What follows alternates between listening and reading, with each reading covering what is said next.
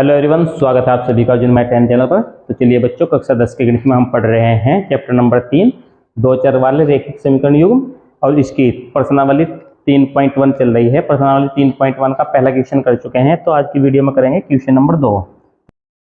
Question number 2 है अनुपातों A1/A2, B1/B2 और C1/C2 की तुलना कर ज्ञात कीजिए कि निम्नलिखित समीकरण युग्म द्वारा निरूपित रेखाएं एक बिंदु पर प्रतिच्छेद करती हैं, समांतर है अथवा समपाती है। ठीक है, तो देखिए जो ये समीकरण के अनुपात दिए गए हैं यहाँ पर, ठीक है, तो इसकी तुलना करके हमें ज्ञात करना है कि इसकी जो रेखाएं हैं वो एक दूसरे को प्रतिच्छेद करेंगी या वो एक दूसरे के ऊपर होंगी, ठीक है, समपाती होंगी या वो समांतर होंगी। ठीक है, तो ये हमें करना है। ठीक है, तो इससे पहले जो हमने परिचय वाली वीडियो की थी उसमें हमने समीकरण निकाय का जो पॉइंट था वो अपने बहुत अच्छे से पढ़ा था। ठीक है, तो ये जो इसके अनुपात होते हैं इसकी 3 स्थिति बनती है। ठीक है, या तो रेखाएं प्रतिच्छेद करती हैं या समपाती होती हैं या फिर समांतर होती हैं। ठीक है, तो चलिए देखिए अब जब इसको क्वेश्चन को करेंगे इसके साथ साथ आपको अच्छे से याद आ जाएगा। यदि आपने पीछे वाली वीडियो देखी होगी, यदि नहीं देखी तो डिस्क्रिप्शन में लिंक मिल जाएगा, आप वहाँ जाकर देख सकते हैं।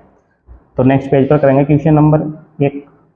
तो चलिए यहाँ पर देखिए इसका पहला क्वेश्चन सोल्व करेंगे। ये जो दो समीकरण दी गई है इनके अनुपात की तुलना करेंगे। ठीक है, तो अनुपात की तुलना जैसे कि यहाँ पर देखिए ये दिया है पहली समीकरण में 5x - 4y + 8 = 0। इसके बाद दूसरी समीकरण दी है 7x + 6y - 9 = 0। ठीक है, तो इसको हम इसी प्रकार से A1/A2 और इसके बाद B1/B2 C1/C2, ठीक है, इस अनुपात में इसको लिख लेंगे। तो यहाँ पर देखिए A1 x का जो गुणांक है यहाँ पर 5। ठीक है, तो ये आ जाएगा 5। ठीक है, 5/7। इसी प्रकार से यहाँ पर -4, ठीक है, और ये 6। ठीक है, B2 आ जाएगा 6 और C1 8, अचर पद का गुणांक है 8, और यहाँ पर C2 -9। ठीक है, तो अब देखेंगे क्या ये एक दूसरे के बराबर है। ठीक है, 5/7। ठीक है, ये देखें यहाँ पर, और ये है -4/6। ठीक है, ये एक दूसरे के बराबर नहीं है। ठीक है, और इसी प्रकार से ये भी एक दूसरे के बराबर नहीं है। ठीक है, तो देखिए यहाँ पर जब A1/A2 बराबर नहीं है B1/B2 के, ठीक है, तब दोनों रेखाएं प्रतिच्छेदित करेंगी। ठीक है, एक दूसरे को काटेंगे। ठीक है, कहीं पर भी दोनों रेखाएं एक दूसरे को किसी एक बिंदु पर वो प्रतिच्छेद करेंगे। ठीक है, तो यहाँ पर इसका आंसर लिखेंगे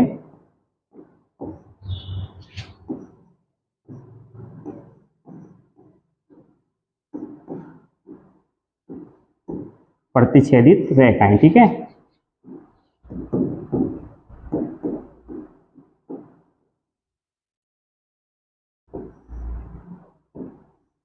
तो ये जो हमें समीकरण दी गई है, ठीक है, इनसे हमें जो रेखाएं मिलेंगी वो प्रतिच्छेद करेंगे। ठीक है, चलिए इसके बाद नेक्स्ट देखते हैं। यहाँ पर दिया है इसमें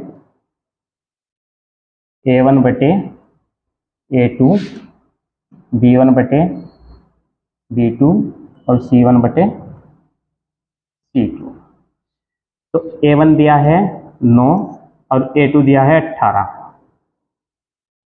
इसके बाद यहाँ पर दिया है B1 3 और B2 दिया है 6, C1 दिया है 12 और C2 दिया है 24।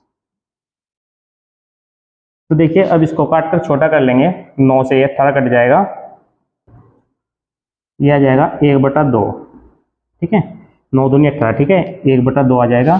फिर 3 से ये कटेगा, 3 दूनी 6 होता है। ठीक है, 1/2 और फिर यहाँ पर 12 दूनी 24, 1/2। ठीक है, तो देखिए यहाँ पर तीनों ही अनुपात बराबर आ रहे हैं। ठीक है, जब तीनों अनुपात बराबर होंगे, ठीक है, तो रेखाएं समपाती होंगी। ठीक है, एक रेखा के ऊपर ही दूसरी रेखा होगी। ठीक है, इस प्रकार से दूसरी रेखा भी इसी के ऊपर होगी। ठीक है, और जहाँ पर रेखा समपाती होती है वहाँ पर ये अनंत बिंदु होते हैं। ठीक है, रेखाएं अनंत बिंदु पर प्रतिच्छेद करती है इस प्रकार से। ठीक है, तो यहाँ पर लिखेंगे इसका आंसर, रेखाएं समपाती होंगी, समपाती रेखाएं। चलिए इसके बाद नेक्स्ट देखते हैं। तो इसमें दिया है 6x माइनस 3y प्लस 10 बराबर 0। दूसरी समीकरण दी है 2x माइनस वाई प्लस 9 बराबर 0। तो यहाँ पर a1 बटे a2, b1 बटे b2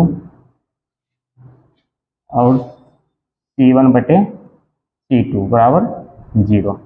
a1 दिया है यहाँ पर 6 और a2 दिया है 2, b1 दिया है -3 और b2 देखें यहाँ पर जो y है इसका गुणांक कुछ भी नहीं है, तो इसका मतलब यहाँ पर 1 है। ठीक है, तो माइनस दिया है तो माइनस भी लेंगे, -1 और c1 दिया है 10, c2 9। तो अब देखिए यहाँ पर इसको चेक करेंगे, यदि इनमें से कोई बराबर है तो देखिए पहले 2 से इसको 6 काट लेंगे, तो ये आ जाएगा यहाँ पर 2 तिया 6, 3 बटे 1।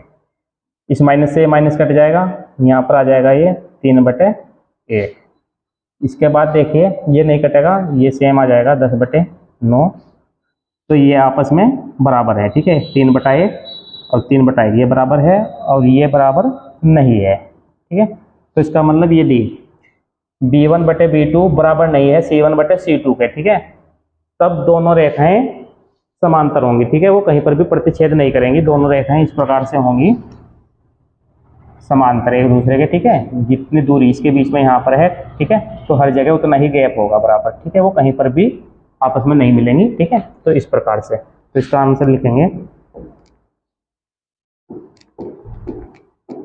समांतर रेखाएं। तो इस प्रकार से ये तीसरा क्वेश्चन करना था। उम्मीद है क्वेश्चन आपको अच्छे समझ में आ गया होगा।